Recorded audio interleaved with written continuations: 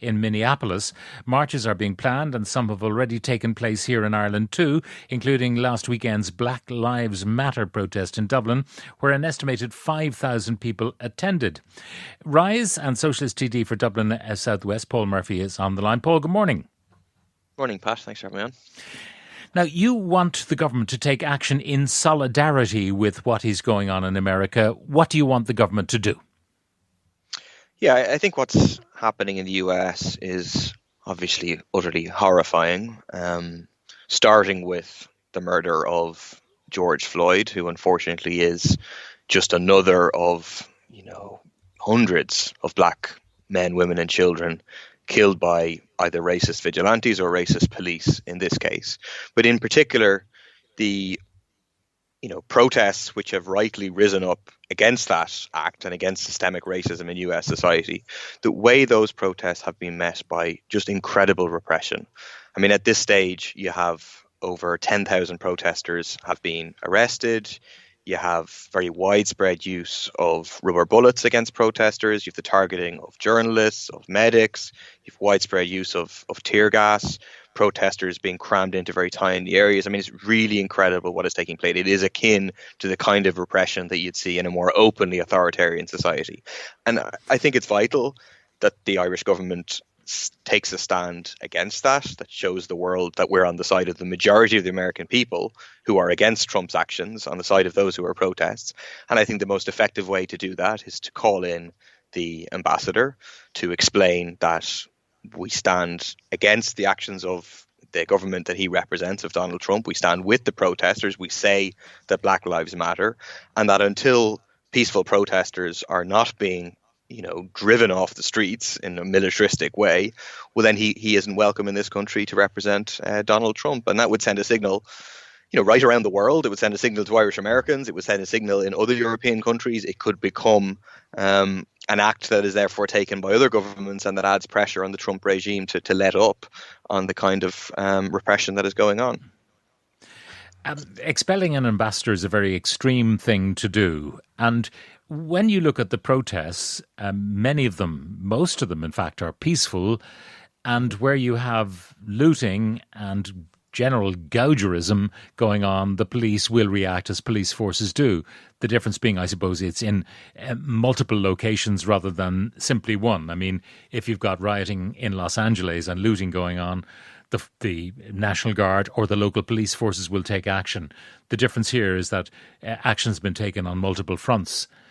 But it doesn't change the fundamentals that police forces do what they have to do to keep law and order. Maybe they're doing it with the say-so of Donald Trump, but that's what they have to do. Well, look, this started with violence. It started with violence, and people should go and force themselves to watch, a police officer kneeling on George Floyd's neck for very close to 10 minutes after a point that he had passed out, after the point at which they'd called the ambulance for him. He continued to kneel on his neck. I mean, incredible violence against this man. People should, it's on YouTube, people should go and watch it. So that's not as if he was given but Paul, it's not as if he was given a free pass. I mean, first of all, he lost his job immediately. Then he was charged with third-degree murder and apprehended. Now that's been upgraded to second-degree murder. And on top of that, you have the other three who stood idly by being charged with complicity in the death of George Floyd. So it's not as if we're looking at a place where the justice system does not work. I mean, it is at least only reason, going through the motions of working.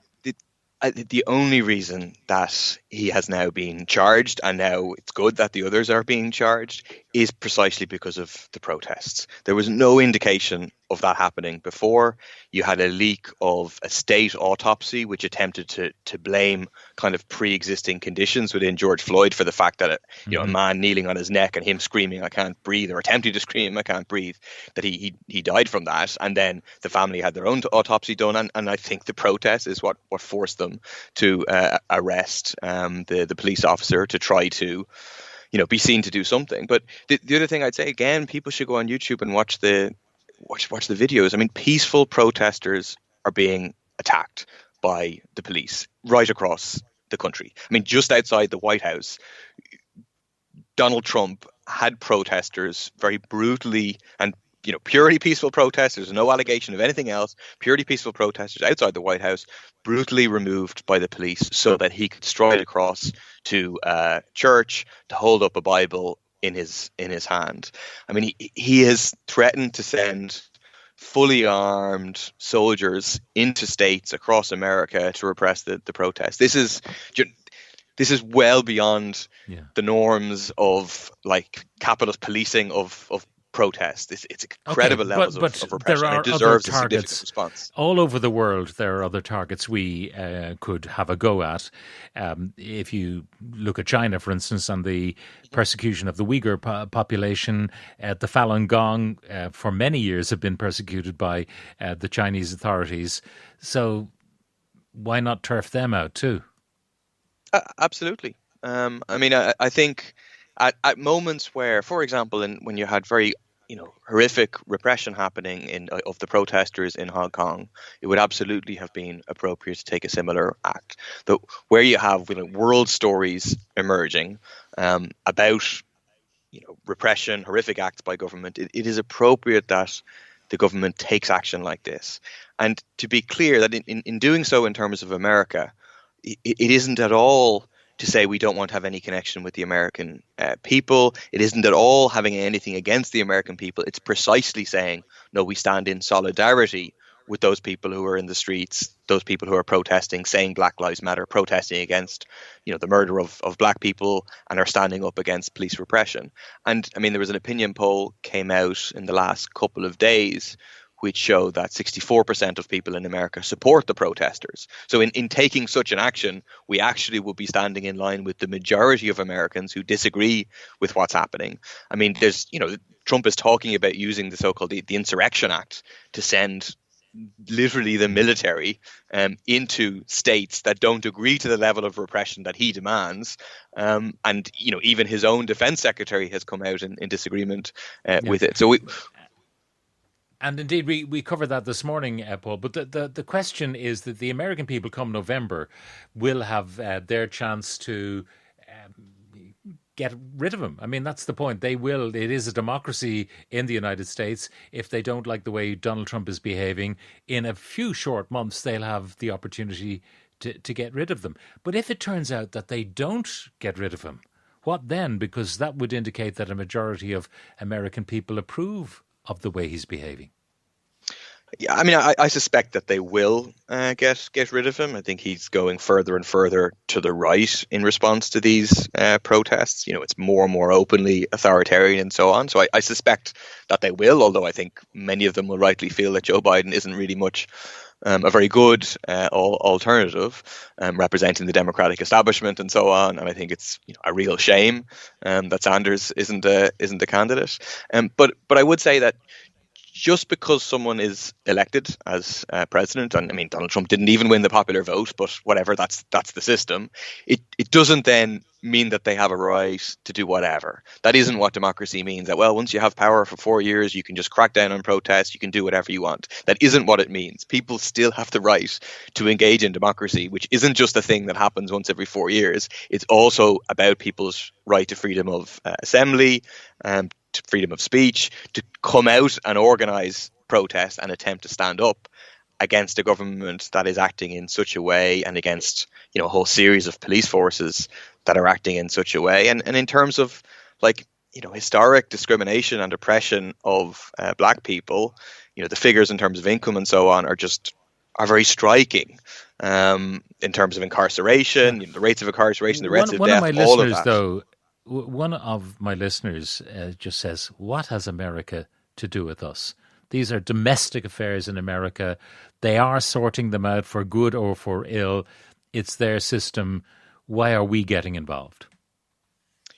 Because I don't want to live in a world where we say it's okay that Black people are being killed in the US by the police, that protesters are being beaten off the streets, that journalists are being targeted, etc., that children are being, pepper sprayed and tear gassed. I don't want to live in a world where we say, well, that's another country, that's nothing to do with us. But I Paul, think it's our duty to speak up. there are officers who came under massive pressure during their attempts to stop the rioting. And one of the listeners says, you got to call it a riot if it's a riot. Protest is protest, and much of it was peaceful protest, exercising their First Amendment rights, freedom of speech and freedom of assembly and all the rest of it.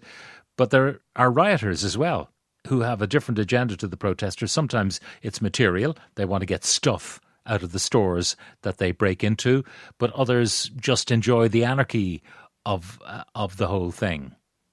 But I think to talk about it in those terms would not be to represent fairly what's taking place in the US. I mean, what is taking place in the US is huge, massive protests. Those protests are then often being met with very severe repression by police, and then conflict between police and a section of protesters who respond to the violence of the police. But what is happening is a rising up from below of people of color, of white people, Native Americans, against the kind of inequality, the discrimination, the oppression. And I think you have to take a stand, and you have to take a stand on the side of those who are fighting for what I consider to be justice and equality and so on in that, and to speak out against the kind of repression that we're seeing, and not to allow protesters this narrative what to say, do police forces do? Riots.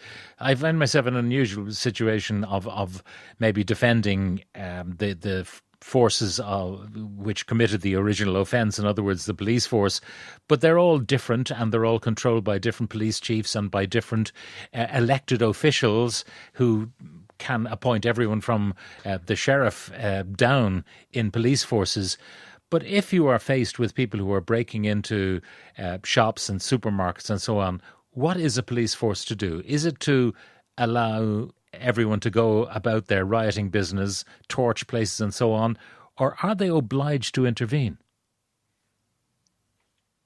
Well, I think if you look in a few places, the police have taken a knee, like Colin Kaepernick and others, in solidarity with the protesters whenever protests have taken place.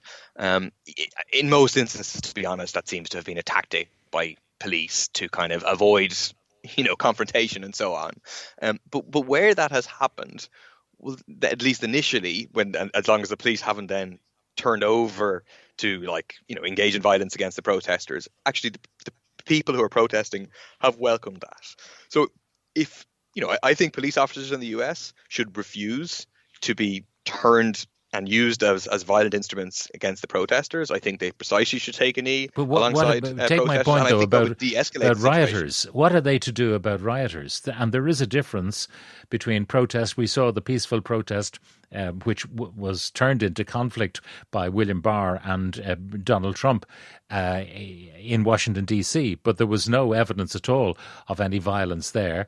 That was the forces of the state turning a quiet situation into a nasty one. But in situations where there is rioting, where people are taking advantage of crowds and so on to do their own thing, what are police forces supposed to do? But are they supposed to just walk back and do nothing? I think you'll find, if you look into each of these specific situations, that rioting or looting or whatever doesn't just happen. It flows from, obviously, one, a systemic oppression and a looting of US capitalism over an extended period of time, starting with Native Americans and then going on through slavery.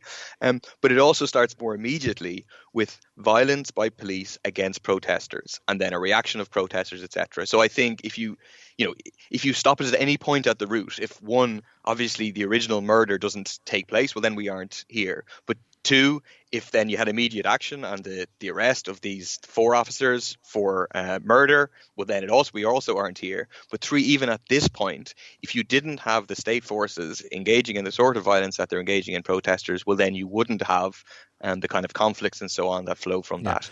All of this comes back to the actions of the state. There are rioters, and you may have seen some of the protesters actually stopping the rioters going into shops. Mm-hmm.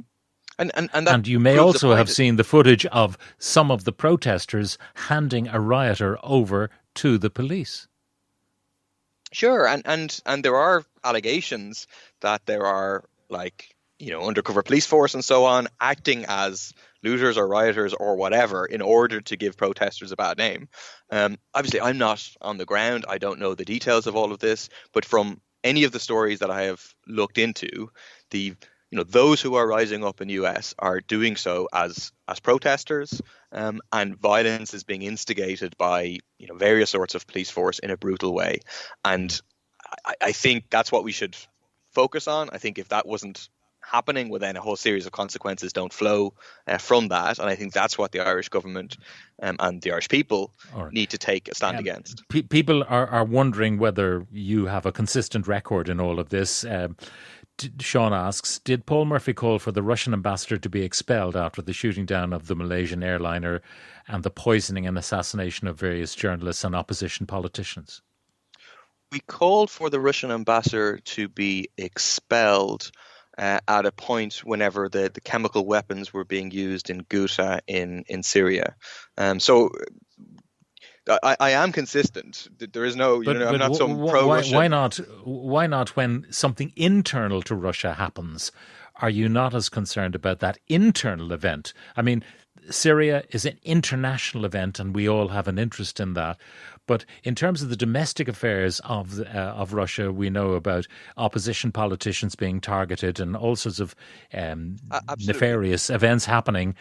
But that's internal. And, you probably have not been calling for the Russian ambassador to be expelled for those kind of things. But I have a consistent record of speaking out against Russian oppression, including internal oppression. This is funny because Micheál Martin at some stage, I think last year or 2 years ago, said, these people, they're never critical of Russia. And I was able to go back and look at my record in the European Parliament and look at the 5 or 6 occasions that I used time in the European Parliament to speak out against oppression of protesters, LGBTQ protesters, democracy protesters, trade unionists in Russia. And I found zero record of Fianna Fáil doing so. So believe me, I am consistent in terms of opposing oppression, authoritarianism, but in terms of expulsion of ambassadors, as I say, the expulsion of an ambassador is an extreme thing because it stops diplomatic communication effectively. To call for that is much more serious, if you don't mind me saying so, than making a contribution to a European Parliament debate. Certainly, but you will find, if you go back and look at the record and look at the press statements and so on, that when these sort of events happen, I am not shy about calling for action at a diplomatic level up to and including the expulsion of ambassadors. But if you look at what happened whenever the Irish government did expel Russian diplomats, they made the point at the time that this is not a decision made against the Russian people. In fact, it's a decision that was made in solidarity with it was the UK government at that point in time. And so that's the point I would make, is that if we made this decision now on the US, we would clearly indicate this is not an anti-American thing whatsoever, that in fact it is a decision in favor of the American people, but it's which American people? It's those who are peacefully protesting as opposed to those who are doing the oppressing and repressing. Well, November will tell all. Paul Murphy, Rise and Socialist TD, thank you very much for